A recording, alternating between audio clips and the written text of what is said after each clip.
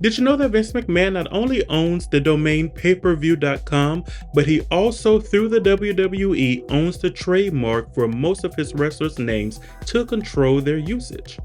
This is why you have people who left the WWE and had to change their names, such as Brutus Clay, who became Tyrus, Victoria, who became Tara, Luke Gallows, who became Doc Gallows, and we even have people who had to go back to their birth names post their WWE career, like Edge, who went back to Adam Copeland, and Daniel Bryan, who went to Bryan Danielson.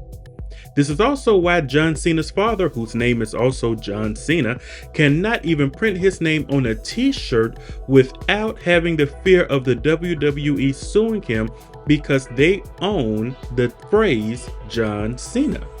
Also, as a matter of fact, the entire Cena family has this fear of being sued by the company for using their own name because the company owns the word Cena. So the family cannot do what they please with the name because they don't own it, thanks to the WWE wrestler John Cena. Give this video a like and consider hitting that subscribe button as we take a look into why owning intellectual properties is so important. The practice of trademarking a name ensures that the individual or company owns the brand's name and it can only be used by that person or company to legally monetize said brand. Such is the same for the WWE. Vinnie Mac always lets us know he comes out on top, at least he does in his own mind. So he views his superstars as individual brands, and as a result, he secured the trademarks for each of them, thus limiting what each superstar can do after leaving the WWE. This raises profits and it does increase the company value in the WWE, but it also raises questions about the wrestlers' rights and their identity outside of the company. Imagine being offered the job of your dreams, the career of your dreams, only to realize that one of the stipulations to getting that job is selling yourself to the company. And this is basically what happens. Once you're hired by the WWE, you do sign your paperwork, you become a brand, you go into a contractual agreement, and you even start getting your money and you start working and living the life, living the dream. But what happens is you build this brand in a specific name. And you do this in the hopes of becoming a household name, kind of like The Rock or Stone Cold Steve Austin, The Undertaker, Paul Heyman, or Hardy Boys. And then when you leave the company, you leave only to remember, I cannot take my name with me. The brand that I have built, I don't own it. The company still owns it. The employer still owns it. I can't do with it what I want because it is not mine, although I have built it. This has been the case for so long, and it has been such a hated thing amongst wrestlers and even to the viewing public, and it came to a head when Chyna really made an impact and a big move as it pertains to her trademark.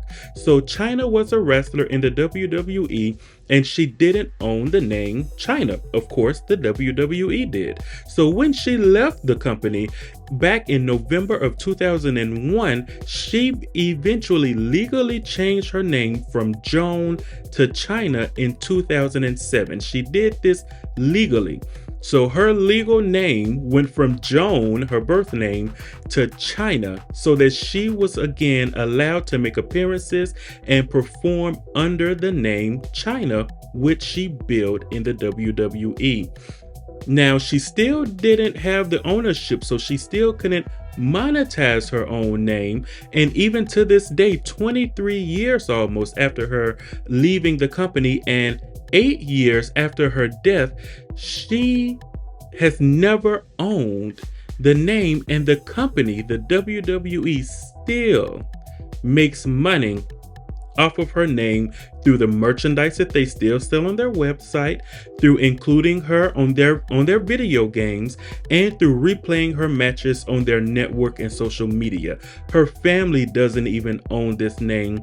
because the WWE has owned it for over 20 years. But at least she was able to spend her last years using her name in public without fear of a lawsuit. So I guess this is a case where maybe half a win is better than a complete loss, because she only got half a win.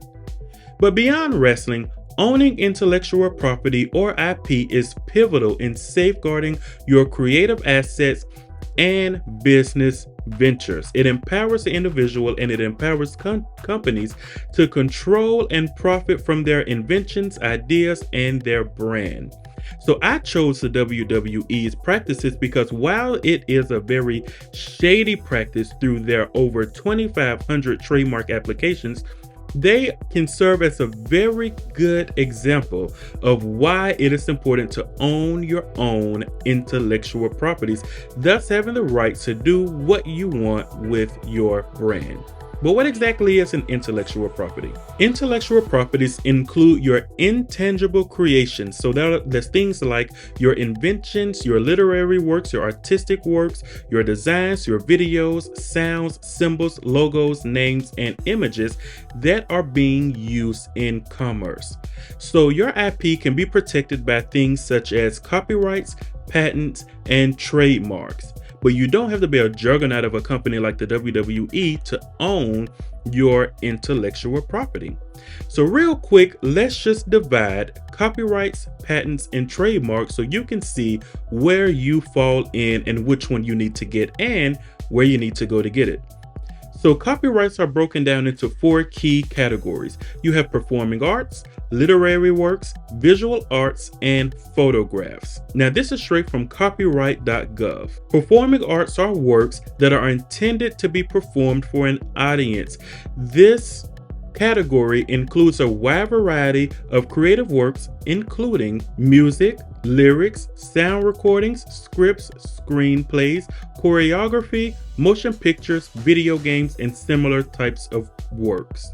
A literary work is a work that explains, describes, or narrates a particular subject, theme, or idea through the use of narrative, descriptive, or explanatory text rather than dialogue or dramatic action. Generally, literary works are intended to be read. They are not intended to be performed for an audience. Visual arts include a wide variety of pictorial, graphic, and structural works, as well as architectural works. Examples of visual arts include paintings, sculptures, photographs, and other types of works. Now, photographs has its own separate category.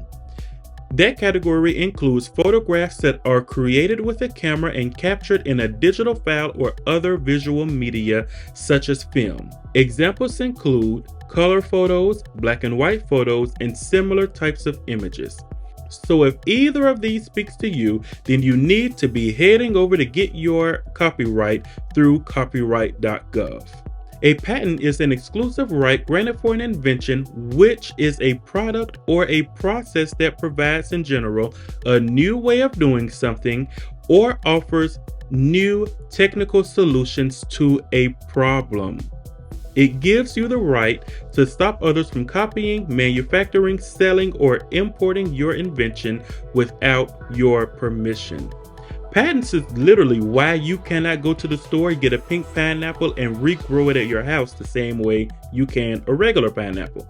Because there's a patent on pink pineapples, believe it or not. So if you have invented a new way of frying chicken, or a new method or process of braiding hair, or a new computer software, or a new answer, a solution to a problem in the world, you need to head to uspto.gov before you share it with anyone else. If you share your idea, your invention, your thought with anyone else, and they head to that site and get their patent before you do, they now own your thought, your idea, your invention, not you.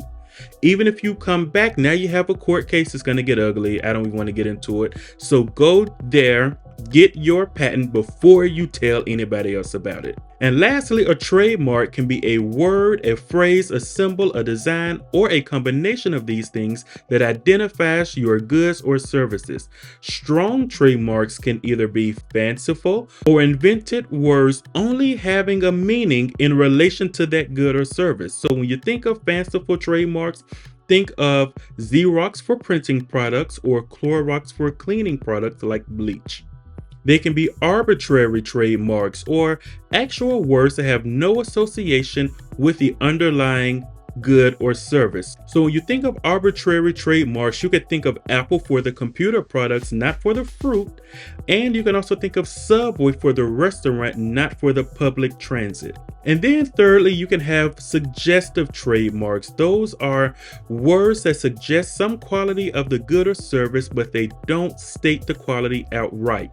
So you think of suggestive trademarks, you could think of Coppertone. Coppertone for your skin, the sun tanning products, because their thing is they imply that when you use their products, it'll leave your skin shimmering like copper, but it doesn't just outright say so. Or you can also think of Jaguar, because they are the car company who implies that their cars move fast like the Jaguar animal. So if you have a word, a phrase, or a name, or a symbol, or a design, even if it is your own first and last name, or just your first name, or just your last name, then you might want to protect it. If you want to protect it, head over to uspto.gov to secure it, because your LLC does not secure your name the way that many people think that it does. In 2024, I want us to go a little deeper, and I want us to begin owning our intellectual properties, owning our names, our thoughts, our ideas, our inventions, our methods. Imagine owning something legally, owning it on paper, legally owning it in the eyes of the US government. And in the future, a big company has to come to you and pay you to be able to use your idea, pay you to be able to use your name, pay you to be able to use the product that you have invented. So from here, I want you to do your research and even contact an intellectual property expert to see about how to get this process started so you can own your intellectual property. Give us a like on this video, and if you liked it, there are more ideas on my page.